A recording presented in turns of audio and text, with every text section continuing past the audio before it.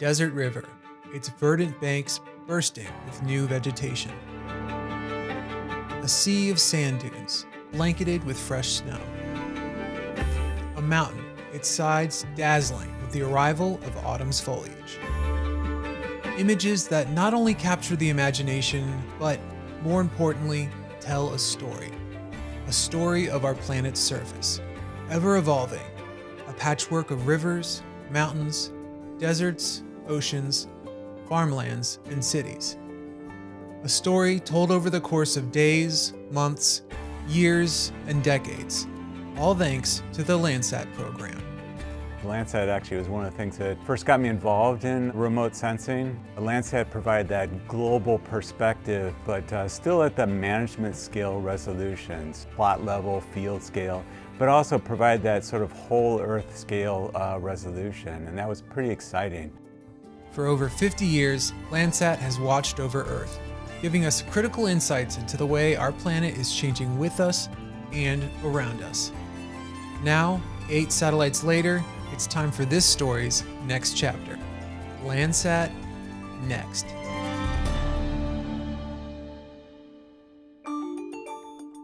The next phase in the longest space-based record of Earth's land surface will provide a host of new capabilities for the next generation of Landsat data users, including enhanced spatial resolution and 15 new spectral bands. But the most remarkable feature of this new mission, while previous Landsat missions have all featured one satellite, Landsat Next will be a trio, a constellation of 3 observatories circling the globe in unison.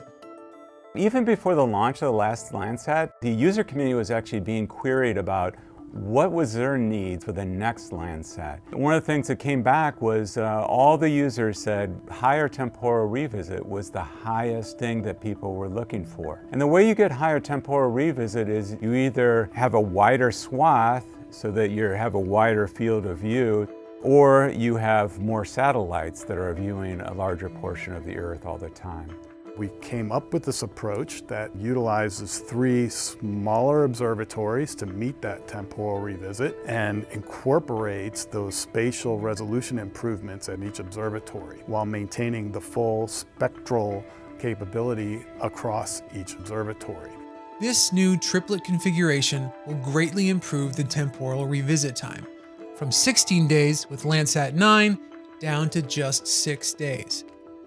Landsat Next will give scientists and data users a more precise view of how a scene changes over time.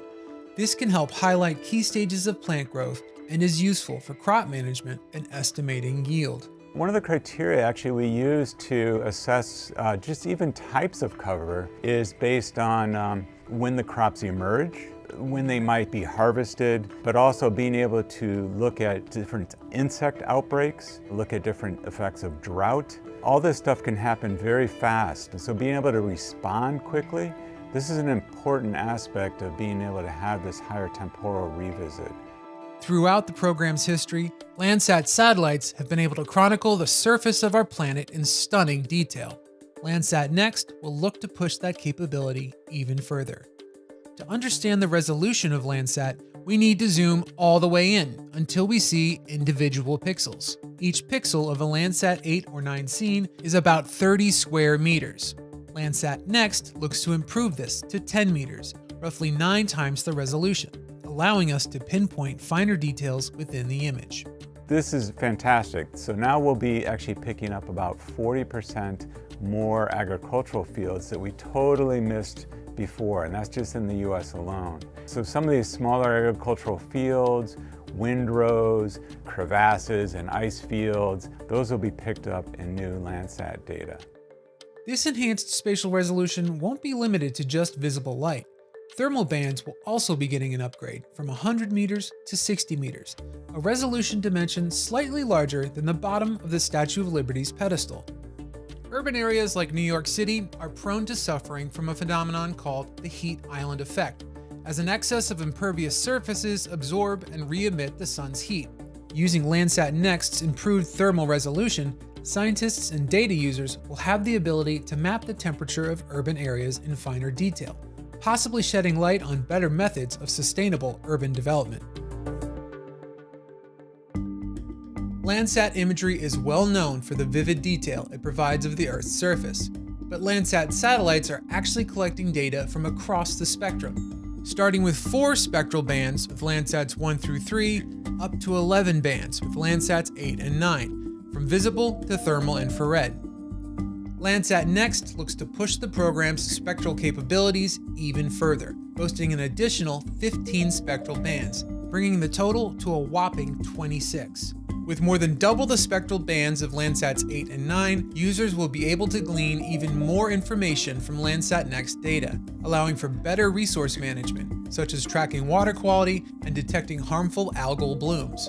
Coastal waterways, we're experiencing algal blooms like never before. Those are health concerns for our population. Being able to detect those and respond to them quickly, that temporal revisit and those new bands enable us to do that. The other thing is actually being able to better track dynamics of snow and ice. The melting snow and ice are used to recharge water sources, especially in the western U.S. So being able to know when those resources are going to be available, determining potential for flooding versus recharge is very important for water management. It's often said that Landsat's superpower is time travel, granting its users the ability to rewind the clock and observe the evolution of our planet's surface during the last half-century. But the true key to unlocking Landsat's ability to travel in time has been the remarkable consistency in data quality across multiple decades in Landsat missions. It's more than that, actually. It's a time machine, but it's also a time and space machine, I would argue. It's not only being able to look back into time, I think it's also being able to look at different places on the globe and give you a consistent picture anywhere on the globe as well. And that's what Landsat allows us to do. There's a consistency in the measurements, there's consistency in the way the instruments were calibrated. The reason why this is so important is that changes on Earth, whether they be changes in vegetation or subtle changes on the Earth's surfaces, that we want to make sure that we're actually capturing these changes and they aren't just changes in the instruments themselves. Landsat has been historically the gold standard reference for calibration of many different missions across the whole globe. The radiometric quality for Landsat Next will be at least as good as any previous Landsat, so we will maintain that standard for calibration and referencing for all missions. Landsat Next's 3 satellites, improved 6-day temporal revisit, enhanced spatial resolution, and 26 spectral bands all add up to a massive amount of data. Landsats 8 and 9 each record around 750 scenes per day. With Landsat Next's trio of satellites, that number will skyrocket to over 2,200 scenes per day. More scenes means more data.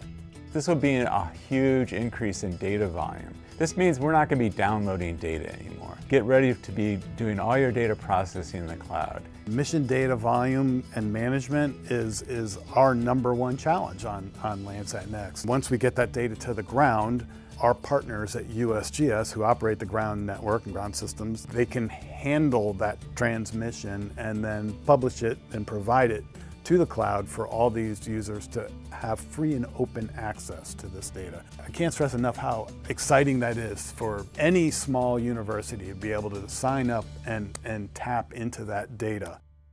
It's still early days for the Landsat Next mission. Slated for launch in late 2030, there's no shortage of work to be done over the next 7 years. But plans for the new triplet constellation, upgraded spatial and temporal resolutions, and added spectral bands have the Landsat Next team excited. Our mission right now is really a quantum step forward from previous Landsats. This may be the biggest leap in capabilities since the launch of Landsat 7. And when we launch in 2030, it'll be the biggest improvement in 30 years. I'm very, very excited. I can't wait to see what comes out of all of these emerging applications and how well it supports the user. Over the life of the Landsat program, the world's population has more than doubled, leading to increasing pressure on precious resources such as food and water. But time and time again, Landsat missions have only served to highlight humankind's innate ability to adapt to its environments, enabling us to develop better methods of sustainable resource management. by helping farmers to monitor the health of their crops and efficiently manage their water resources, by guiding forestry management programs on better ways to identify areas at risk for wildfires and track changes in land use over time, or by contributing to conservation efforts, monitoring and assessing the biodiversity of coastal wetlands and protected areas. Landsat Next will look to not only preserve this over 50-year legacy, but bring it into the future.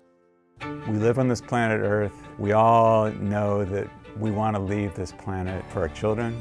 We know the importance of sustainability, and I think that's what Landsat's all about. It's about helping us manage the planet that we live on for the long term. And that's why it's there, and that's why it continues to be here, and I expect it to be there for the next generation as well.